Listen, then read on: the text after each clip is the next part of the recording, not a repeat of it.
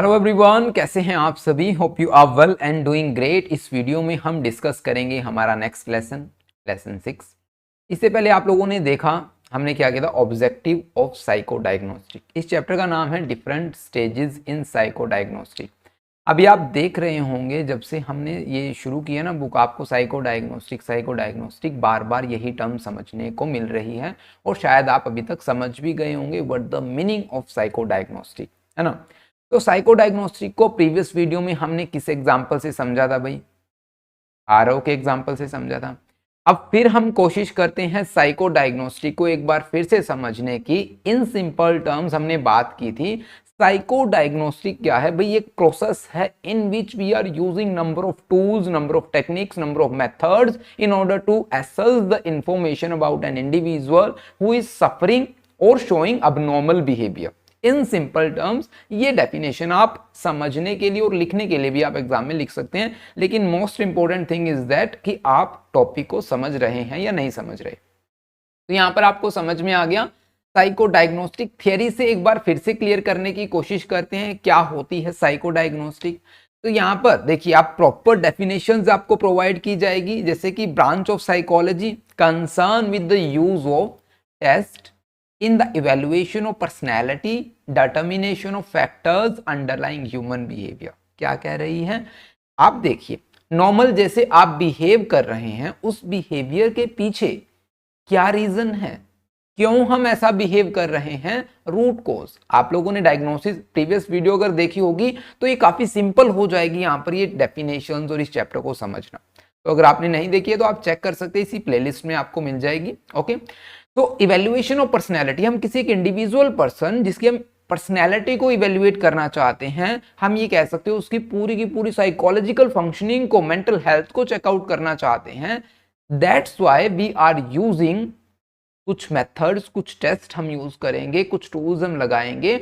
उन मेथड्स और टूल्स के लगाने के बाद हमें उस इंफॉर्मेशन मिलेगी उस पर्सन के बारे में, समझ रहे हैं। और उस इंफॉर्मेशन जो ये पूरी प्रोसेस हमने की, ये क्या है, साइको डायग्नोस्टिक।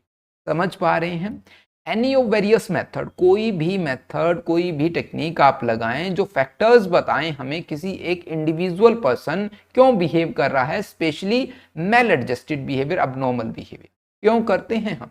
क्लिनिकल साइकोलॉजी में सबसे पहले हमने साइकोपैथोलॉजी के चैप्टर में ये समझा था कि साइकोलॉजी में ना, क्लिनिकल साइकोलॉजी में सारा का सारा जो खेल है, सारी की सारी डेफिनेशंस हैं, वो सब की सब मेंटल डिसऑर्डर, मेंटल हेल्थ के इर्द गिर्द घूमती रहती हैं भाई, है ना। तो तभी से हमें पता चला मेंटल डिसऑर्डर क्या है। छोटा सा ओवरव्यू ले एक बार, आपको अच्छी तरह समझ आ जाएगा। मेंटल डिसऑर्डर क्या है, नॉर्मल पॉपुलेशन है, मान लीजिए क्या है, ये हमारा एनपीसी है, नॉर्मल प्रोबेबिलिटी का। तो नॉर्मल जो पॉपुलेशन आपको सभी को पता है यहाँ पर लाई करती है। जितनी ज्यादा पॉपुलेशन जैसा बिहेवियर शो कर रही है उसे नॉर्मल कंसीडर कर दिया जाता है, ऐसा ही होता है। तो नॉर्मल पॉपुलेशन जैसे बिहेव करती है, अगर कोई पर्सन उस तरह बिहेव ना करे तो उसे अबनॉर्मल बिहेवियर बोल दिया जाता है। उस अबनॉर्मल बिहेवियर की स्टडी को, या हम कहें मेंटल डिसऑर्डर्स को, हो सकता है वो अबनॉर्मल बिहेवियर कंसिस्टेंसी की वजह से डिसऑर्डर में कन्वर्ट हो जाए, और उन मेंटल डिसऑर्डर की स्टडी को हमने साइकोपैथोलॉजी, क्लिनिकल साइकोलॉजी में हम कर रहे हैं, ठीक है। अब उन मेंटल डिसऑर्डर को स्टडी करने के लिए एक मेथड, एक टर्म जिसका नाम रख दिया गया कि यहाँ पर हम साइको डायग्नोस्टिक मींस हम काफी सारे टूल्स यहाँ पर, टेक्निक्स यहाँ पर यूज करने वाले, जिनकी हेल्प से हमें उस इंडिविजुअल पर्सन जो maladaptive behaviour, abnormal behaviour show कर रहा है, उसके पीछे का रीजन पता चल जाता है। कौन से फैक्टर्स हैं जो कंट्रीब्यूट करते हैं उसे बिहेव करने के लिए कि भाई आप ऐसे बिहेव करेंगे। समझ रहे हैं साइको डायग्नोस्टिक। होपफुली इस वीडियो के बाद मुझे आपको इस इतने मतलब डीपली तरीके से समझाना ना पड़े, डेफिनेटली आपको यहाँ पर समझ में आ गया होगा। तो branch of clinical psychology emphasize the use of psychological test and techniques for assessing the mental illness. यहाँ पर आपको क्लियर हो गया। हम ये बोल सकते हैं साइंस और art of making personality evaluation. हम कर क्या रहे हैं, पर्सनैलिटी को इवेल्युएट ही तो कर रहे हैं। Diagnose of mental disorder, mental disorder को डायग्नोस करना with help of DSM-4, DSM-5, ICD, whatever you can choose, है ना। तो एक लंबी सी लिस्ट है, इनमें से कुछ हम पहले डिस्कस कर चुके हैं MPCE 011 में, और कुछ अभी करेंगे। 7 चैप्टर तक हमने डिस्कस किया था, आगे चलते हैं। अब आपके पास जो टॉपिक आता है बुक में, वो साइकोलॉजिकल असेसमेंट ये आपकी एक टर्म है, और एक साइकोलॉजिकल टेस्टिंग। हालांकि आपने एमपीसी 003 में साइकोलॉजिकल असेसमेंट में वहां पर हमने किया था ना, क्या होती है असेसमेंट, एक बार फिर से मैं आपको बता देता हूं। असेसमेंट क्या है भाई, हम सिंपली किसी भी इंडिविजुअल को उसके बारे में इंफॉर्मेशन इकट्ठा करें, उसको एसेस करना कहते हैं। स्कूल का एग्जांपल मैं कई दफा दे चुका हूं। स्कूल्स में क्या होता है कि आपको ये बोल दिया जाता है कि तुम्हारे असेसमेंट के नंबर मैं काट लूंगी, मैडम बोलते हैं ना, या सर होंगे तो सर भी ऐसे बोलेंगे तुम्हारे असेसमेंट के नंबर में काट लूंगा।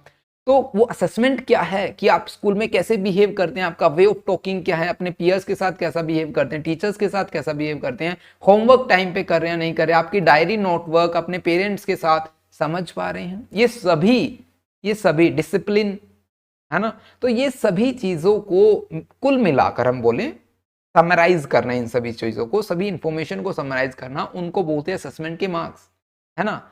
तो असेसमेंट क्या होगी, साइकोलॉजिकल असेसमेंट क्या होगी भाई आप, और साइकोलॉजिकल टेस्टिंग क्या होगी। देखिए काफी इंटरेस्टिंग है, काफी इंटरेस्टिंग है, आपको समझ में आएगा तो और भी मजा आएगा। साइकोलॉजिकल असेसमेंट एक ब्रॉड कंसेप्ट, जहां पर आप क्या करेंगे, इंफॉर्मेशन गैदर, जैसे कि मैंने अभी बताया आपको एग्जांपल से, इंटीग्रेटिंग इंफॉर्मेशन को समराइज करना, समझ रहे हैं, about an individual psychological functioning. वहां क्लास में हम उनकी डेली बेसिस जो रूटीन्स है उनकी बिहाफ पर हम असेस करते थे इंफॉर्मेशन को। साइकोलॉजिकल असेसमेंट में हम साइकोलॉजिकल फंक्शनिंग को असेस कर रहे हैं। साइकोलॉजिकल फंक्शनिंग में पर्सनैलिटी इंक्लूड हो जाती है, इमोशनल स्टेट इंक्लूड हो जाती है, कॉग्निटिव एबिलिटी इंक्लूड हो जाती है, कैसे वो बिहेव करते हैं उनका बिहेवियर पैटर्न इंक्लूड हो जाता है। ओवरऑल फंक्शनिंग हम बोल सकते हैं साइकोलॉजिकल फंक्शनिंग में इंक्लूड होगी। अंडरस्टैंड, साइकोलॉजिकल असेसमेंट समझ में आ गई। टिपिकली इन्वॉल्व मल्टीपल मेथड्स, यहाँ पर जो मेथड्स यूज होंगे, अब मैंने क्या बताया था, वहां पर आप ऑब्जर्व करते हैं हम स्टूडेंट्स को, स्कूल में जो स्कूल असेसमेंट होती है वहां पर हम ऑब्जर्व करते हैं उन्होंने काम किया नहीं किया, चेकआउट करते हैं, है ना। तो यहाँ पर हम क्या करेंगे, डाटा कलेक्शन मेथड यूज करेंगे, क्लिनिकल इंटरव्यूज के थ्रू हमें इंफॉर्मेशन मिलेगी। अल्टीमेट हमारा गोल क्या है, इंफॉर्मेशन गैदर करना ही तो है ना। सो असेसमेंट में क्या इंफॉर्मेशन गैदर करनी है, कैसे भी करके हम इंफॉर्मेशन को गैदर करें, कोई भी टूल्स, कोई भी टेक्निक, कोई भी मेथड हम अप्लाई करें, उससे हमें सिर्फ इंफॉर्मेशन मिलनी चाहिए। ओके, बिहेवियर ऑब्जर्वेशन, आप उनके बिहेवियर को ऑब्जर्व कर सकते हैं, सेल्फ रिपोर्ट क्वेश्चनायर उनको प्रोवाइड करा सकते हैं, या फिर कोई साइकोलॉजिकल टेस्टिंग यहां पर आप फोकस करें। यहां मैं इसका कलर चेंज करता हूं आपके फोकस के लिए। क्या है, यहां पर आप साइकोलॉजिकल टेस्टिंग का भी यूज कर सकते हैं in order to attain the information about an individual. तो सिंपली यहां पर आपको साइकोलॉजिकल टेस्टिंग यहां भी देखने को मिल रहा है और यहां भी देखने को मिल रहा है। अभी मैं आपको आगे इसको ना रिलेशनशिप निकालने की कोशिश करेंगे। चलिए, गोल ऑफ साइकोलॉजिकल असेसमेंट क्या है भाई, गोल यहां पर इंफॉर्मेशन लेना, इंफॉर्मेशन में से फिर क्या प्रॉब्लम चल रही है, क्या उनकी स्ट्रेंथ है, क्या वीकनेसेस हैं, समझ पा रहे हैं, स्ट्रेंथ, वीकनेसेस, पोटेंशियल, जो उन बच्चों की जिनका या किसी क्लाइंट की जिनकी आप इंफॉर्मेशन इकट्ठा कर रहे हैं उनकी हेल्प करेंगे। तो अल्टीमेट गोल समझ पा रहे हैं। तो हम यहाँ पर ट्रीटमेंट प्रोवाइड करा सकते हैं, प्लान कर सकते हैं। अगर उनको कोई प्रॉब्लम है तो उस असेसमेंट के बिहाफ पर ही तो हम प्लान करेंगे ना कि आगे हम क्या करेंगे, है ना। अभी आपको समझ आ रहा है, असेसमेंट स्कूल असेसमेंट से आप रिलेट करें इनको, फिर आपको अच्छी तरह समझ आ जाएगा। जैसे कि स्कूल में असेसमेंट की, असेसमेंट एक फॉर्मेटिव असेसमेंट, एक समेटिव असेसमेंट हमने पढ़ा था, फर्स्ट ईयर में पढ़ा था। तो मान लीजिए यूनिट टेस्ट होता है, फॉर एग्जाम्पल क्या होता है भाई, यूनिट टेस्ट होता है। आप देखिए यहाँ पे यूनिट टेस्ट हुआ भाई इंग्लिश का, और हाँ इंग्लिश ही ठीक है, एक ही सब्जेक्ट का लेंगे। यूनिट टेस्ट हमारे टाइम में भाई 25 मार्क्स का होता था, और अराउंड 24, 23 ये सभी इंटेलिजेंट स्टूडेंट्स के काम होते थे भाई इतने मार्क्स स्कोर करना, है ना। तो मान लीजिए किसी बच्चे ने इंग्लिश में स्कोर किया 9 और मैथ्स में स्कोर किया इतना 21, तो आप क्या कहेंगे, इंग्लिश में उसको ज्यादा फोकस करने की जरूरत है as comparison to math, math वो कर लेगा, लेकिन टीचर को फोकस करना मींस यहाँ पर असेसमेंट से हमें पता चला कि हमें मैथ्स पे इंग्लिश पे ज्यादा फोकस करना है उस स्पेसिफिक स्टूडेंट्स को लेकर, समझ पा रहे हैं। तो यहां पर भी असेसमेंट वही काम कर रही है, लेकिन फील्ड कंटेक्स्ट यहां पर चेंज हो गया, होपफुली आप समझ रहे हैं, ठीक है। अब हम बात करते हैं साइकोलॉजिकल टेस्टिंग, जहां पर मैंने अभी फोकस किया था रेड पेन के साथ, मेहरून था वो, है ना। तो साइकोलॉजिकल टेस्टिंग क्या है, साइकोलॉजिकल टेस्टिंग एक ऐसा टूल, एक ऐसा मेथड जिससे आप स्पेसिफिक कंस्ट्रक्ट को मेजर कर रहे हैं, फॉर एग्जांपल इंटेलिजेंस को मेजर कर रहे हैं। जैसा कि अभी मैंने क्या कहा, इंग्लिश का टेस्ट हमने रखा यूटी, यूनिट टेस्ट हम बोल सकते हैं, एक यूनिट कंप्लीट होगी उसका हमने टेस्ट रख दिया। इंग्लिश का टेस्ट रखा तो वो क्या मैथ्स की, हमें मैथ्स का स्कोर कर देगा बच्चा, या मैथ्स के बारे में हमें इंफॉर्मेशन दे देगा कि बच्चा इस मैथ्स में भी इतना ही इंटेलिजेंट है। इंग्लिश के 9 स्कोर मिलने पर आरव को, एग्जांपल ले लिया हमने आरव को, आरव ने 9 स्कोर जो 9 स्कोर किया भाई इंग्लिश में, ठीक है। अब मैथ्स में हमें नहीं पता कितना क्या, क्वेश्चन मार्क है। क्या कोई टीचर इंग्लिश का टेस्ट कंडक्ट करने के बाद ये एस्टिमेट लगा सकते हैं कि मैथ्स में कितना स्कोर करेगा Aarav? I don't think so ऐसा पॉसिबल हो पाएगा, है ना। तो ऐसा ही साइकोलॉजिकल टेस्टिंग क्या है भाई, इंग्लिश का ये एग्जांपल है, कभी आप इसको एज इट इज इसमें लिख दें। ये साइकोलॉजिकल असेसमेंट मींस एक स्पेसिफिक कंपोनेंट हम साइकोलॉजिकल फंक्शनिंग का मेजर कर रहे हैं वहां पर। हो सकता है आप इंटेलिजेंस मेजर कर रहे हो, सकता है आप कॉग्निटिव एबिलिटीज मेजर कर सकते हो। तो ये क्या करता है, डिपेंड करता है हमारा टेस्ट कौन सा है। तो इन सिंपल टर्म्स आप यहां पर समझने की कोशिश कर पा रहे हैं मैं क्या कह रहा हूं। Psychological test comes under the psychological assessment, ये यहां पर मेन टर्म है, मैं इसको लिख भी देता हूं। Psychological test comes under the psychological assessment. इतना आपको यहां पर समझ में आ जाना चाहिए, ठीक है। आपको समझ आ गया। साइकोलॉजिकल असेसमेंट में हम नंबर ऑफ टेक्निक यूज करते हैं, उन टेक्निक में से एक है साइकोलॉजिकल टेस्टिंग, जिसकी वजह से हमें इंफॉर्मेशन मिलेगी। अभी आपको बाकी का अपने आप पढ़ना है, चलिए मैं बता देता हूं। फिर भी जो टेस्ट हम यूज करते हैं वो रिलायबल होते हैं, वैलिड होते हैं, ऑब्जेक्टिव होते हैं, कंसिस्टेंट मेजरमेंट हमें कंसिस्टेंट रिजल्ट प्रोवाइड कराएंगे। और ये टेस्ट है जो क्वांटिफाइबल डाटा देते हैं, क्वांटिफाइबल मींस न्यूमेरिकल नंबर्स में, जिससे आपको मदद मिलती है कि आप क्या कर सके, कंपेयर कर सके किसी भी एक इंडिविजुअल की परफॉर्मेंस को नॉर्मल परफॉर्मेंस से, या फिर जो बेटर परफॉर्म करे उनसे हम मेजर कर सकते हैं। इसी तरह साइकोलॉजिकल असेसमेंट में यहां पर देखिए, अभी मैं आपको दोनों तरीके से समझाने की कोशिश कर रहा हूं। ये आपको समझ में आ गया एक बात कि इंग्लिश में आपने देखा कि ज्यादातर बच्चों का मार्क्स है ना 20, ठीक है। हम कहें कि मैक्सिमम स्टूडेंट्स ने 20 स्कोर किया। अब आरव ने क्या किया भाई 90, तो हम ये कह सकते हैं कि आरव को, मतलब नॉर्मल जो पॉपुलेशन है क्लास में, उन्होंने नॉर्मल जो नंबर ऑफ स्टूडेंट्स हैं, ज्यादातर जो मोस्टली स्टूडेंट्स है 20 स्कोर किया। तो आरव के और इनके नंबर में कितना डिफरेंस है, कितनी मेहनत उसको करनी पड़ेगी, ये आप बता सकते हैं। इसी तरह मान लीजिए किसी को क्या है भाई, जीएडी है, जर्नल एंजाइटी डिसऑर्डर है, या एडीएचडी है, अटेंशन हाइपर एक्टिविटी डिसऑर्डर है। तो अगर कोई नॉर्मल पर्सन कैसे बिहेव करता है एक स्पेसिफिक सिचुएशन में, अगर जिसको एडीएचडी है वो कैसे बिहेव कर रहा है, तो दोनों में हम क्या कर सकते हैं, कंपेयर कर सकते हैं। अगर हमें क्वांटिफाइबल डाटा मिल जाए कर सकते हैं, तो साइकोलॉजिकल टेस्टिंग वही हेल्प करती है। नेक्स्ट आता है साइकोलॉजिकल साइको डायग्नोस्टिक असेसमेंट। अब साइको डायग्नोस्टिक असेसमेंट हमने प्रीवियस भी पढ़ा था, सब कुछ अभी भी पढ़ा और अब फिर पढ़ रहे हैं। तो अल्टीमेटली क्या है भाई, हमारा अल्टीमेट गोल क्या है, इंफॉर्मेशन को इकट्ठा करना किसी एक इंडिविजुअल के बारे में, ठीक है। उस इंफॉर्मेशन को इंटीग्रेट करके, समराइज करके, उसकी लाइफ में जो प्रॉब्लम है उन फैक्टर्स को मार्क करना कि ये वाला फैक्टर है, इसकी वजह से ऐसा प्रॉब्लम ये बच्चा सफर कर रहा है इन प्रॉब्लम से। ऐसा है अल्टीमेट साइको डायग्नोस्टिक असेसमेंट। समझ आ गया ना अब तक? तो आप इनको पढ़िएगा, बिल्कुल इजीली है, ठीक है। तो हम कहेंगे कुछ कंपोनेंट्स की बात करते हैं, जैसे कि क्लिनिकल इंटरव्यू। अब मैंने क्या बताया, अल्टीमेट इंटरव्यू, जितने भी हम यहाँ पर कंपोनेंट स्टडी करने वाले, सभी का अल्टीमेट गोल क्या होगा, इंफॉर्मेशन को इकट्ठा करना। क्लिनिकल इंटरव्यू में क्या होता है भाई, आप स्ट्रक्चर्ड इंटरव्यू करें, नेक्स्ट चैप्टर आएगा आपका इंटरव्यू पर, आप सेमी स्ट्रक्चर यूज करें या फिर अनस्ट्रक्चर्ड यूज करें, ओपन एंडेड क्वेश्चंस आप यूज करें, आपका गोल क्या है कि आप इंफॉर्मेशन को गैदर करें। समझ पा रहे हैं? उस इंफॉर्मेशन में आप उसकी हिस्ट्री निकाल सकते हैं, करंट सिम्टम निकाल सकते हैं, लाइफ सर्कमस्टांसेस निकाल सकते हैं, जो उनके जो साइको सोशल फैक्टर्स वहां पर आप फाइंड आउट कर सकते हैं। तो आपको समझ आया, समझ आ रहे हैं यहाँ पर? नेक्स्ट है बिहेवियर ऑब्जर्वेशन। बिहेवियर ऑब्जर्वेशन में क्या होता है, आप चूज कर सकते हैं डायरेक्ट ऑब्जर्वेशन, हम जनरली ऐसा करते हैं, हम किसी को डायरेक्ट ऑब्जर्व करते हैं, अच्छा यार ये तो बड़ा स्मार्ट है क्योंकि उसने कुछ ऐसा काम करे आपके सामने, हम ये बोल सकते हैं ना। So direct observation of the individual behaviour in different context such as clinical setting में आप यूज करें, सोशल इंटरेक्शन में यूज करें, साइमुलेटेड सिचुएशन में यूज करें। सो ये क्या है, बिहेवियर ऑब्जर्वेशन। यहाँ से आपको क्या मिल रही है, इन्फॉर्मेशन मिल रही है, इन्फॉर्मेशन का फिर आपको वही करना है। साइकोलॉजिकल टेस्टिंग में बता चुका हूँ। सेल्फ रिपोर्ट मेजर्स जैसे कि क्वेश्चनायर, इन्वेंटरीज या रेटिंग स्किल्स, जैसा कि मैंने बताया आपको प्रीवियस वीडियोस में, अभी नहीं बताया मैंने, हम क्या करते हैं, किसी होटल से खाना मंगाते हैं, ठीक है, जोमेटो, हाँ जोमेटो, ठीक है, ठीक है। अब जोमेटो से हमने फूड ऑर्डर किया तो आपको क्या बोल दिया जाता है, भाई स्टार दीजिए हमारे होटल को, और फिर हमारे जो जिन्होंने फूड डिलीवर किया डिलीवरी बॉय को, और हमारे फिर खाने को भी आप स्टार दीजिए। उनसे क्या किया जा रहा है, आपको एक लिस्ट दे दी जाती है, उससे पता चलता है कि आपका इंटरेस्ट क्या है। इन्फॉर्मेशन ही तो इकट्ठा कर रहे हैं, तो सेल्फ रिपोर्ट मेजर्स इनको हम ब्रीफली डिस्कस करेंगे, ऐसा नहीं है, लेकिन आपको समझने के लिए अभी इन चीज़ों के बारे में पता होना चाहिए।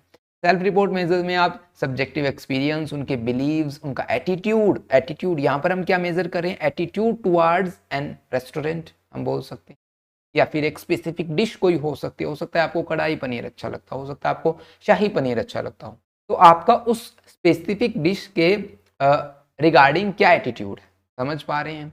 नेक्स्ट आता है collateral information. Collateral information means आप जो काउंसलर है यहाँ पर मल्टीपल सोर्सेज का यूज करके, family member, care giver, teachers या पीयर ग्रुप का यूज करके इंफॉर्मेशन इकट्ठा कर रहा है। इंटीग्रेटिंग एंड फॉर्मुलेशन, आपको समराइज करना होगा, इंटीग्रेट करना होगा और बताना होगा। That's it. होपफुली आपको यहाँ पर समझ में आया और कंटेंट भी अच्छा लग रहा होगा। नेक्स्ट करते हैं हम बात यहाँ पर स्टेजेस इन साइको डायग्नोस्टिक। अब आपकी जो बुक में है ना, सनबर्ग एंड टाइलर के 4 स्टेजेस है, बिल्कुल सिंपल लाइन है, 4 लाइनें हैं। इनमें जो उन्होंने बताया कि प्रिपरेशन में आप नेगोशिएशन करेंगे, रेफरल क्वेश्चन करेंगे, प्लान करेंगे, इनपुट में आप कोई टेस्ट लगाएंगे, सिचुएशन को समझेंगे, प्रोसेसिंग में आप उस डाटा को कलेक्ट करके इंटीग्रेट करेंगे, और आउटपुट में आपको बिल्कुल जो हमारे आउटपुट है वो बतानी है, क्या रिजल्ट है, क्या प्रॉब्लम है, किस वजह से है, ठीक है, ये आप पढ़िएगा। अब जो इनको एक्सटेंड करके लिखा है ये मैं आपको समझाता हूँ। 4 मेन स्टेजेस, इनको एक्सटेंड करके लिखने की कोशिश की है। रेफरल एंड इनटेक, सबसे पहले क्या होता है, मैंने प्रीवियस वीडियो में क्या बताया था कि कोई आपका फैमिली डॉक्टर, कोई क्लिनिशियन क्या बताता है कि you have to go to a some, हम कहें you have to go to a mental health professionals या और ए काउंसलर और a psychologist, we can say that. तो यहाँ पर हम क्या कहेंगे कि रेफरल मीन्स एक पर्सन ने बताया आपको, आप इन मेंटल हेल्थ प्रोफेशनल से मिले, आपको ये प्रॉब्लम हो सकती है, रेफरल, ठीक है। यहाँ पर आप रेफरल में फिर आप क्या करेंगे, इनटेक इंटरव्यू हो सकता है यहाँ पर। तो हम क्या करेंगे, समझने की कोशिश करेंगे, presenting concern, gathering background information, ये सब कुछ आ जाएगा यहाँ पर। This might include a review of medical records, previous evaluation, हो सकता है जिस डॉक्टर ने आपको रेफर किया उनकी रिपोर्ट्स हम देख रहे हैं कि क्या प्रॉब्लम चल रही है। डाटा कलेक्शन में क्या करेंगे, ये सभी मेथड जो हमने यहाँ पर पढ़े उनको हम लगा सकते हैं डाटा कलेक्शन में। जैसे कि बताया, standardised psychological test, clinical interview, behavioural observation, कितना इजी है, एक बार आपने ऊपर समझो उसके बाद जल्दी जल्दी हम करते जा रहे हैं, बिल्कुल इजी है। Data integration and analysis, data को इंटीग्रेट करना, जितना भी जितनी इन्फॉर्मेशन हमें इकट्ठा हमने की, तो वो हमने क्या किया, उनको एनालाइज किया।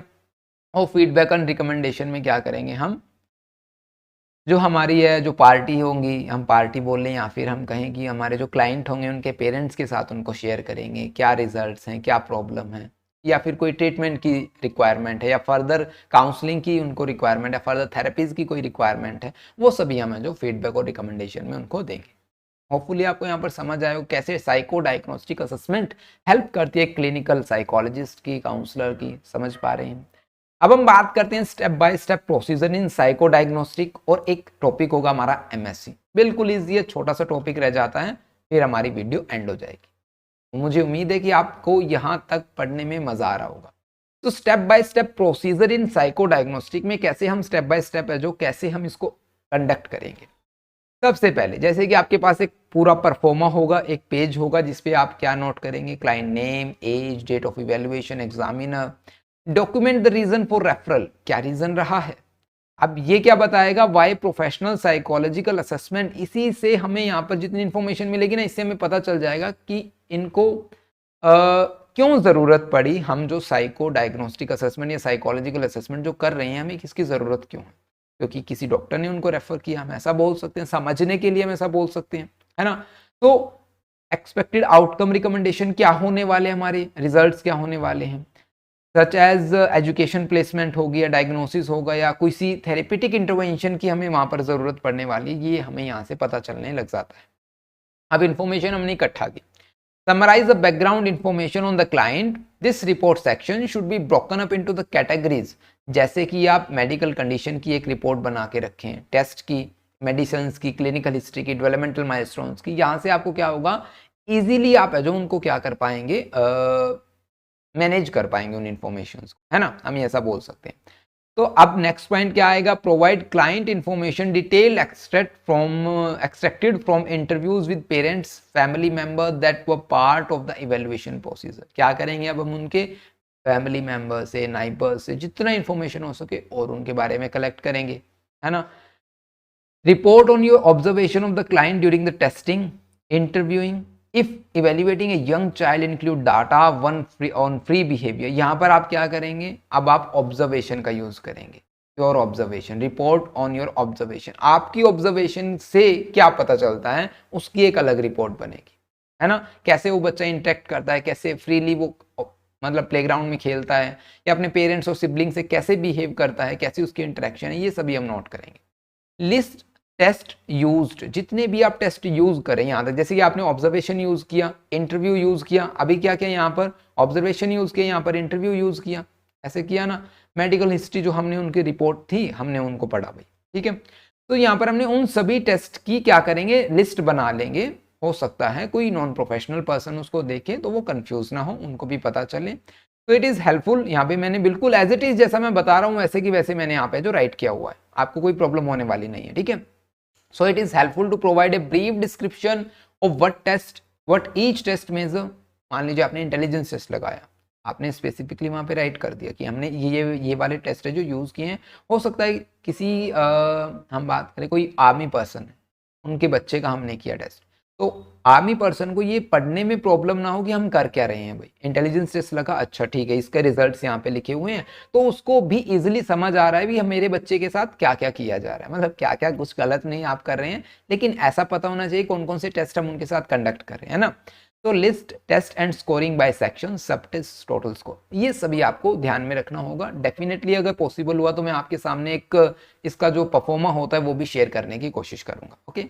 इंटरप्रेट द टेस्ट रिजल्ट्स, आप क्या करेंगे, टेस्ट रिजल्ट को इंटरप्रेट करेंगे। Critical section of the report can be approached in several ways, you can report the meaning of the result of each test. आप ऐसा कर सकते हैं, जो सबसे इंपॉर्टेंट पार्ट है साइको डायग्नोस्टिक असेसमेंट का, डाटा हमने कलेक्ट कर लिया, वो तो भाई देखिए हर एक पार्ट आपका बिल्कुल इंपॉर्टेंट है, लेकिन इन सभी स्टेप्स को फॉलो करने के बाद एक इंपॉर्टेंट स्टेप आ जाता है जो interpret the test result, test को, रिजल्ट्स को इंटरप्रेट करना, एनालाइज करना।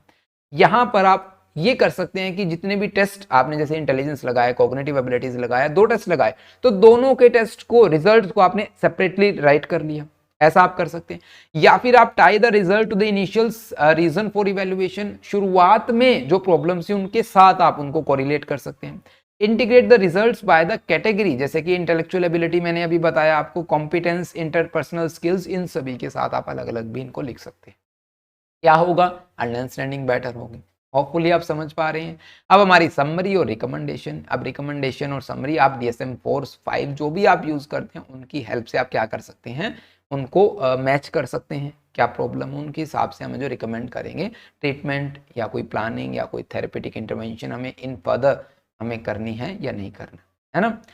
तो अभी हम बात करते हैं MSE, mental status examination. Previous video में भी हमने इसके ऊपर बात की थी थोड़ा सा, लेकिन अभी हम इसको ब्रीफली डिस्कस करेंगे। देखिए, mental status examination is a structured assessment tool.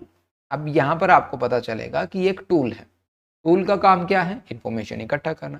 सारा का सारा खेल क्या है भाई, सारा का सारा फंडा क्या चल रहा है, इंफॉर्मेशन को इकट्ठा करना, है ना। तो ये भी एक टूल है। अब आपको ये भी पता होना चाहिए, ये टूल तो है लेकिन ये एक प्रोसेस है।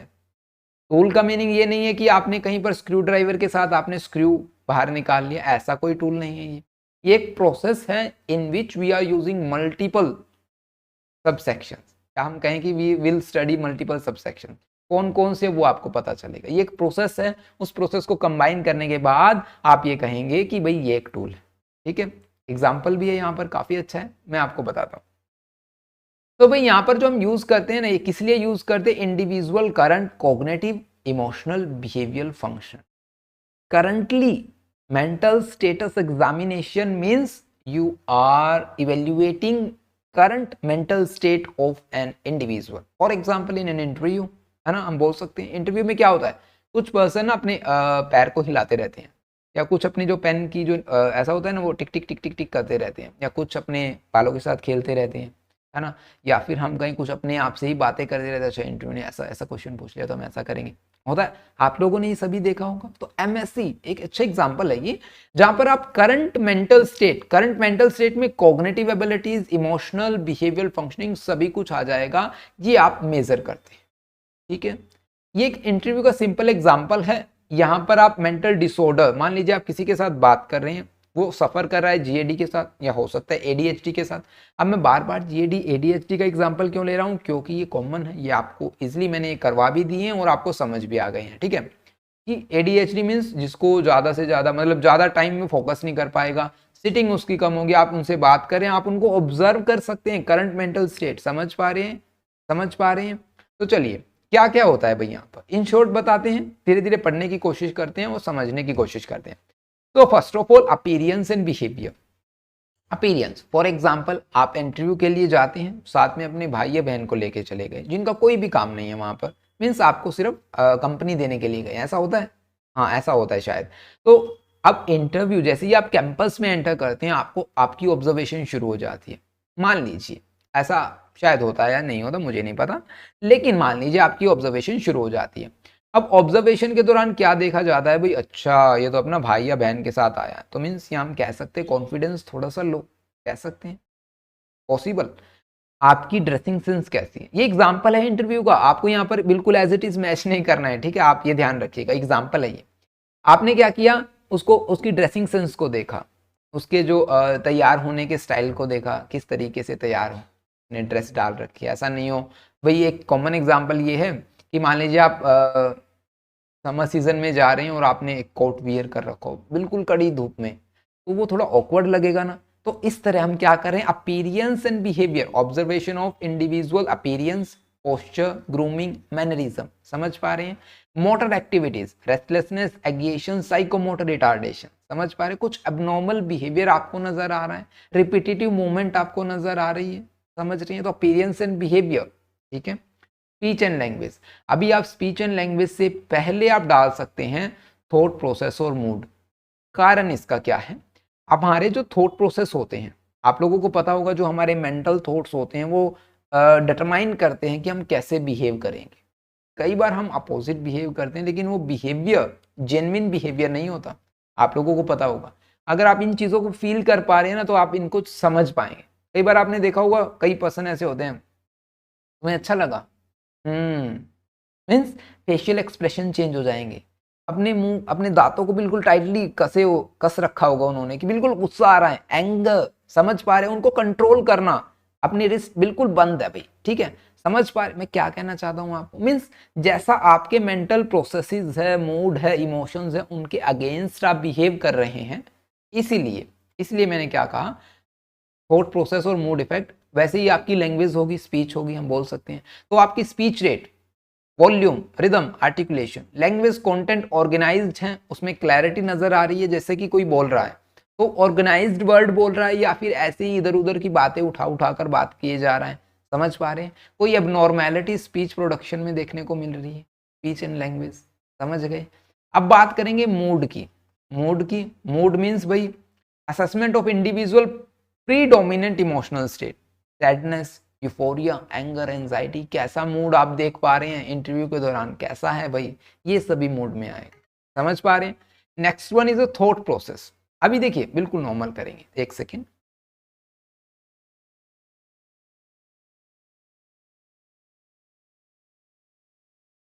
तो नेक्स्ट है हमारा थॉट प्रोसेस। अब थॉट प्रोसेस कैसी होगी भाई, हमारे सोचने की प्रक्रिया कैसी है। अब देखिए यहां पर ना, thought process, thought content, perception, इन तीनों में आपको कुछ टर्म्स देखने को मिले। सबसे पहले हमारी टर्म होगी हेलोसिनेशन।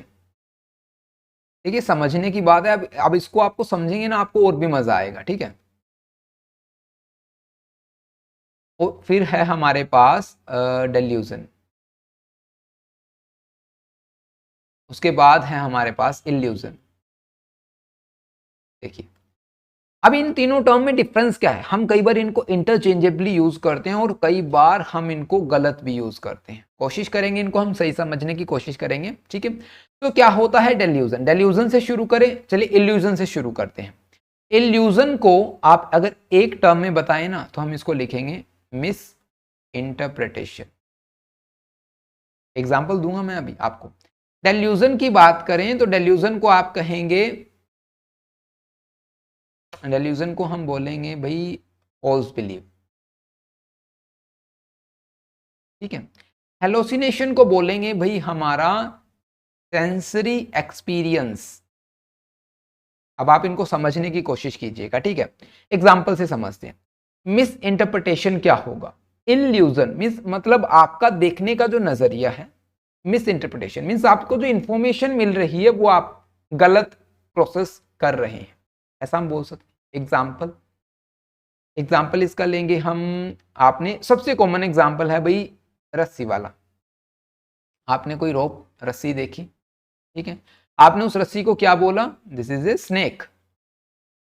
ऐसा होता है कई बार, रस्सी को देख के ऐसा लगता है अरे ये तो सांप है। सांप मीन्स एग्जिस्ट है आपके पास, एक्सटर्नल स्टिमुली है, लेकिन इंफॉर्मेशन है आपके पास एनवायरमेंट में, उसको आप मिस इंटरप्रिटेशन कर रहे हैं, रॉन्ग इंटरप्रिटेशन यहां पर चल रही है। That is the illusion. समझ पा रहे? इल्यूजन हम बोल सकते हैं समझने के लिए, ठीक है। एग्जाम्पल से समझने की कोशिश कीजिए। ये टर्म्स काफी है इनको डिफाइन करने के लिए। मिस इंटरप्रिटेशन मेन डिफरेंस है ये। उसके बाद हम बात करते हैं हेलोसिनेशन की।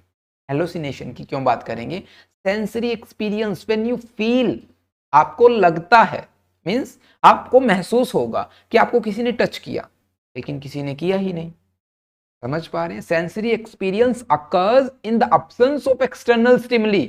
समझ पाए हैं? सेंसरी एक्सपीरियंस क्या होगा यहां पर? होगा in the absence of external stimuli.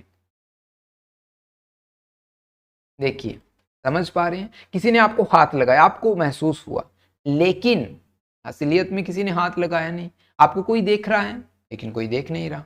समझ पा रहे हैं? एक्सटर्नल स्टिमुलस के न होने के बावजूद आपको ऐसा महसूस हो रहा है, सेंसरी एक्सपीरियंस आपको लग रहा है कि हाँ स्मेल आ रही है, आपको कुछ जलने की स्मेल आ रही है। यस, मुझे आ रही है आई थिंक। तो ये क्या है? Hallucination. Miss interpretation means external stimuli है लेकिन आप उसको, इंफॉर्मेशन है, आप उसको गलत प्रोसेस कर रहे हैं। This is the illusion. और जब है ही नहीं कुछ, उसको आप हेलोसिनेशन बोलेंगे। Delusion, false believe. False believe कैसे?